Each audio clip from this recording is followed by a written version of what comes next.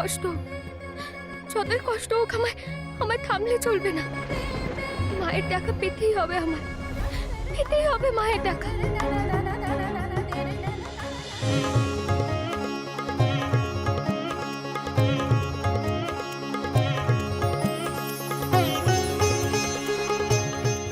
এই তো সুধার গ্রাম, ওইদিকেই তো সুধার কুটির, কিন্তু সুধা কোথায়?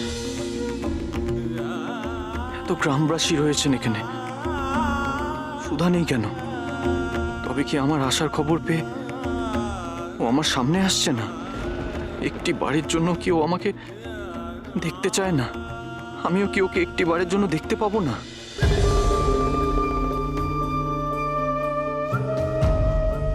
সামন্তক নিশ্চয়ই সুধাকে খুঁজছে। খোঁজো খোঁজো, ভালো করে খোঁজো, কিন্তু এই জীবনে তুমি আর তো তাকে দেখতে পাবে না সামন্তক।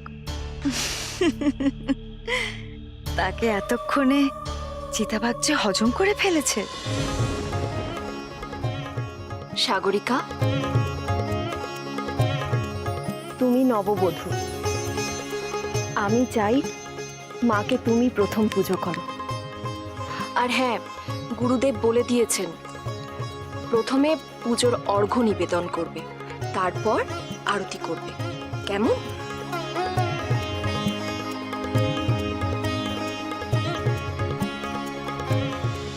পুজোটা তো আপনারাই দিলে পারতেন, তাতে যদি কোনো লাভ হতো। আমি তো উল্টে বলবো, খুব খুব খুশি হয়েছি এই অভিশাপে।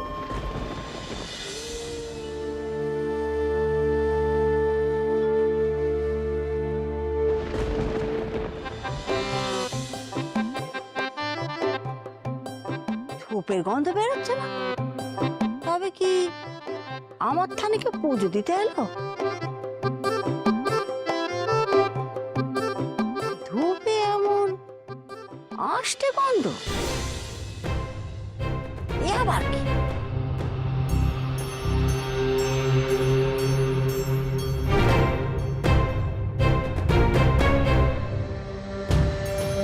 কে রে?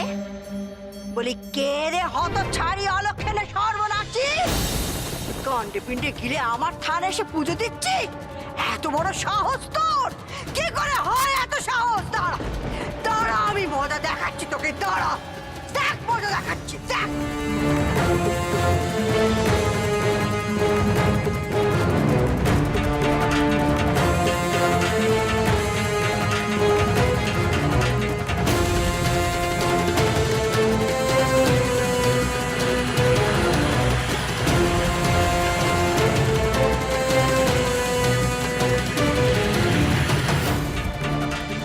আহারে, যুবরানীর ভক্তি দেখলে চোখে জল আসে। বড় ভাগ্য করে যুবরাজ এমন লক্ষ্মীমন্ত বউ পেয়েছে। না, ভরা পেটে দেখছি পুজোয় বেশি মন বসে। এত বড় সাহস? অসুচি হয়ে ছুঁয়ে দিলি আমার অধর্মের কারবারি সব। এত যখন নোলা খেয়ে দে ঘুমোলে পারতি, আমার কাছে এসেছিস কেন? কেন এসেছিস আমার কাছে? অধর্মের কারবারিরা, নেব না, নেব না আমি তোর পুজো। দূর হয়ে যা, দূর হয়ে যা, দূর হয়ে যা, দূর।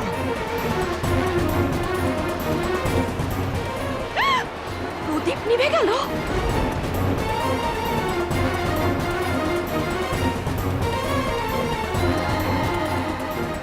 দূর হয়ে যা, দূর হয়ে যা। এত হাওয়া!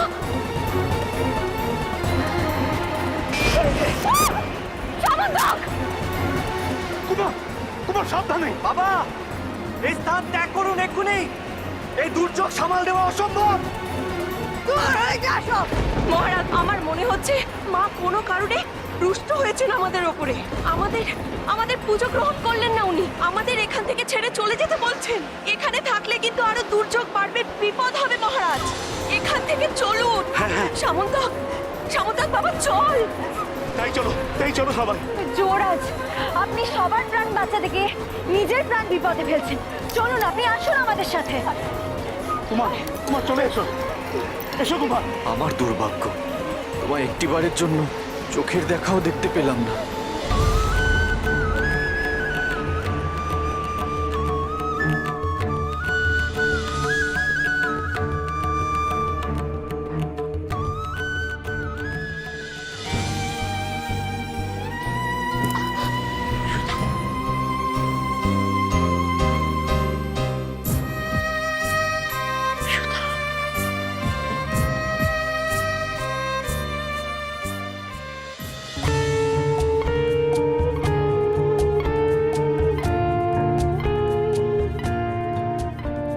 সত্যি কি অদ্ভুত, এখানে তো দুর্যোগের চিহ্ন মাত্র নেই, অথচ পাশেই মা ষষ্ঠীর থানে যা শুরু হলো, আর একটু হলো তো একটা বড় দুর্ঘটনা ঘটে যাচ্ছিল।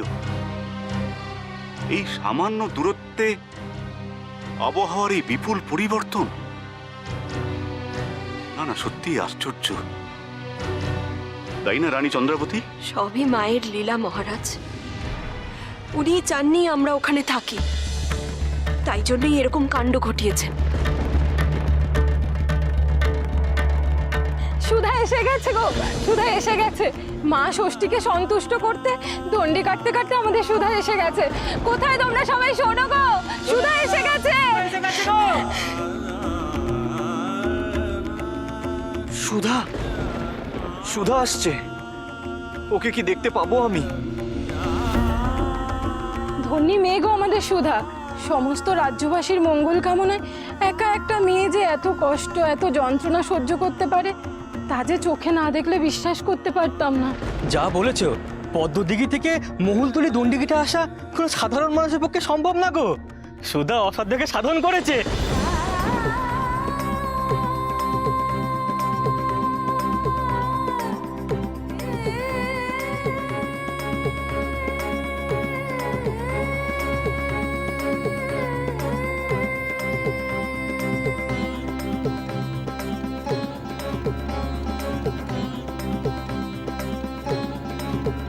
সুধা,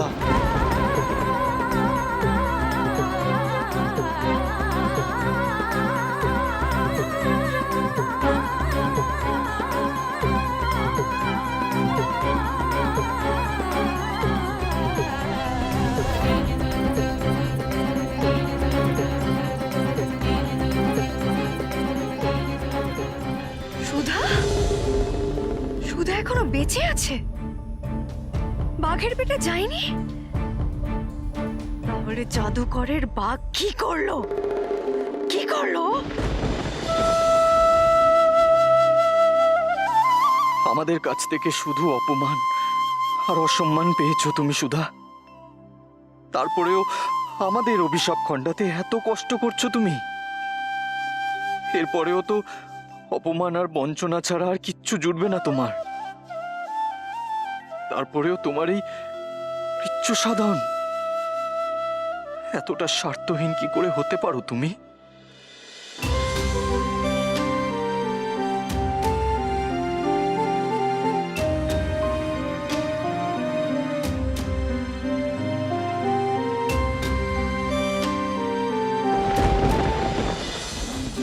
ফেরে মন সারাক্ষণ,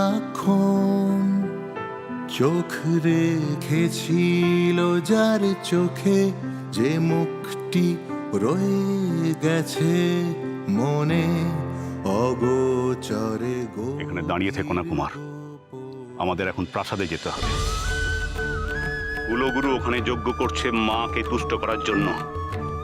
যত শীঘ্র সম্ভব আমাদের প্রাসাদে গিয়ে কুলগুরুকে জানাতে হবে এই দুর্যোগের কথা। কুমার, ভুলে যেও না, তুমি কিন্তু আমাকে কথা দিয়েছিলে।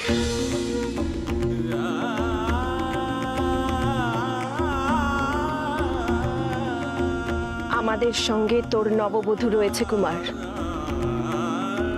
সে কথা কি তুই ভুলে যাচ্ছিস? এইভাবে দাঁড়িয়ে থাকা কি তোর শোভা পায়? কুমার, এখানে আশেপাশে প্রজারা আছে, তাই ওদের সামনে এমন কিছু করো না যাতে আমাদের সম্মানহানি হয়। এবারও তোমার কাছে যেতে পারলাম না সুধা। কিছুতেই তোমার কাছে আমি আমার কথা রাখতে পারছি না। যত সময় পেরোচ্ছে তোমার কাছে ক্ষমা চাইবার অধিকারটুকু আমি হারিয়ে ফেলছি। আমাকে ক্ষমা করে দিও সুধা, ক্ষমা করে দিও। চলো কুমার।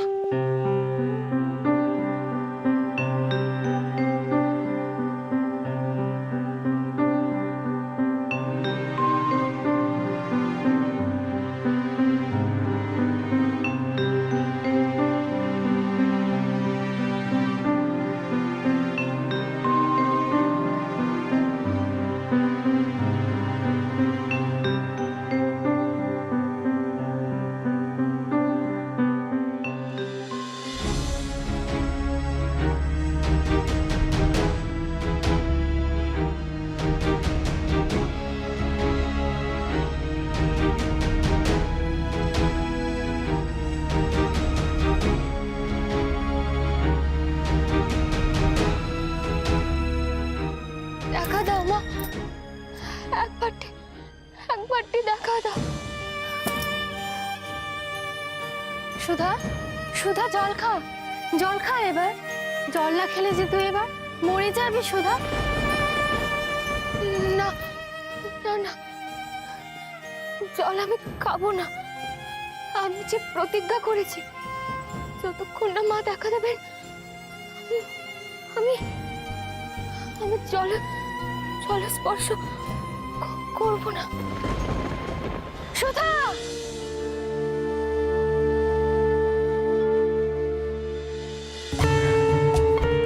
কি আশ্চর্য জানো তো দিদি, আমরা মা ষষ্ঠী থান থেকে চলে আসার পরে সব দুর্যোগ কেটে গেল, আকাশ পরিষ্কার হয়ে গেল। আসলে কি জানো তো, মাই চাননি আমরা ওখানে থাকি, আর সেই জন্যই এই ঘটনা ঘটিয়েছেন। কিন্তু কিন্তু কেন এমন হলো বলো তো? মা যতই রেগে থাকুন না কেন, ভক্তের পুজো কখনো ফিরিয়ে দিতে পারেন নাকি?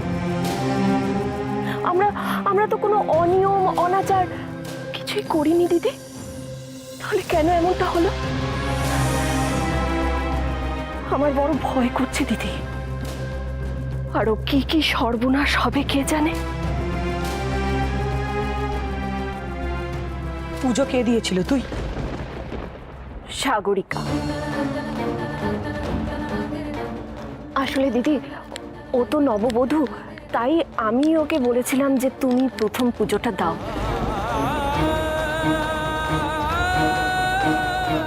এ তো দিনের আলোর মতো স্পষ্ট যে মা সাগরিকার পুজো নেননি। কিন্তু কেন? তোমার মুখে ও কি লেগে আছে? তুমি কি কিছু খাচ্ছিলে? আজ তো তোমার উপবাস। কই কিছু না তো। তার মানে আমার সন্দেহ মিথ্যে নয়। কুলগুরু বলেছিলেন কিছু একটা গোলমাল হচ্ছে, তবে কি সত্যিই তাই?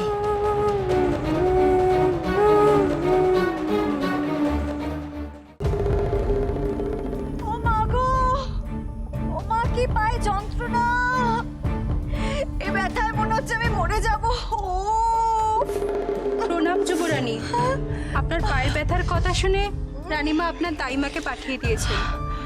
ও মা, তাই নাকি? রানীমাকে বলে আমি ধন্যবাদ জানিয়েছি। তুমি এখন এসো। ওরে বাবা,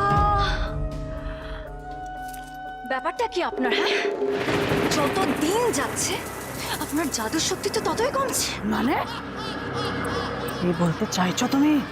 মানেটা পরিষ্কার, আপনার অপদার্থতার জন্য আজকে আমাকে সুধার মুখ দেখতে হয়েছে।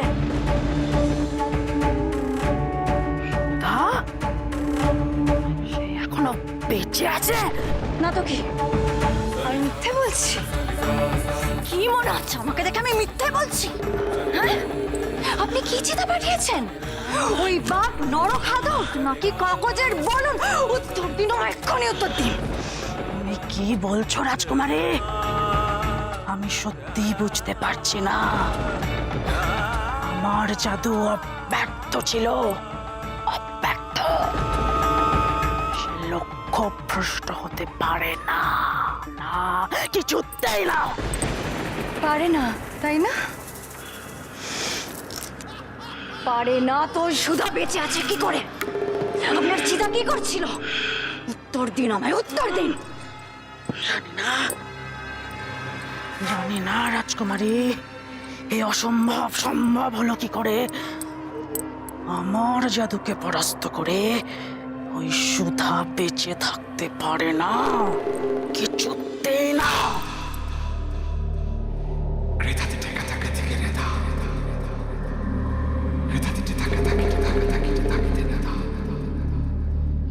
চুপ করে আপনি পার পাবেন না জাদুকর।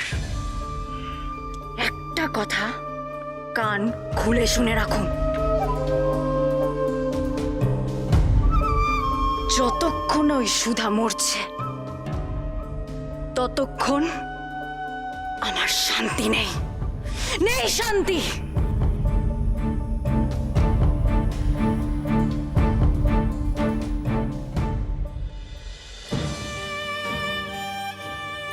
ও মা, মা এসো না মা,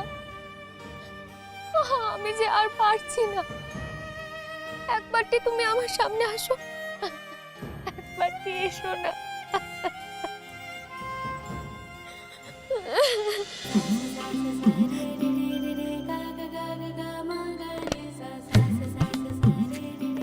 মা, মা তুমি এসেছো?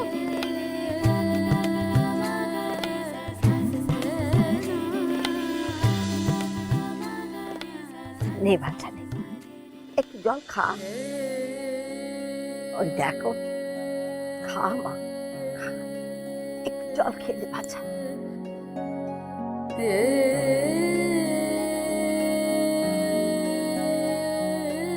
হ্যাঁ রে মা, বলি এমন জেদ করতে আছে, হ্যাঁ? তো জেদের কাছে হার মেনে গেছে বাচ্চা, তো জেদের কাছে আমি হার মেনে গেছি। কেন বলি, কেন এমন জেদ করলি মা গো?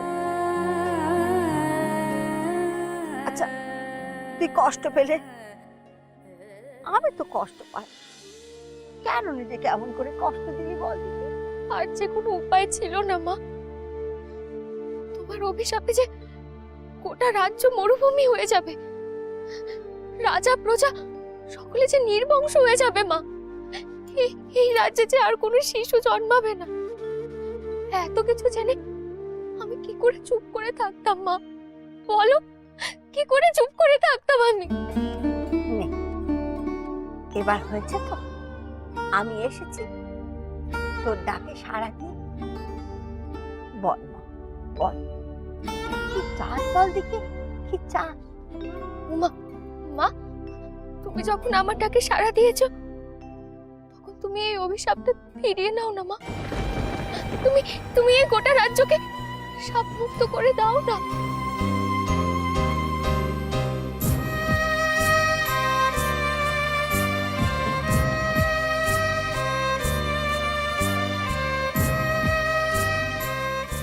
মা, কি হলো? তুমি এমন চুপ করে গেলে যে? যা হবার নয় তুই আমার কাছে তাই চাইছিস বাছা। কেন কেন মা, কেন হয় না? অভিশাপ,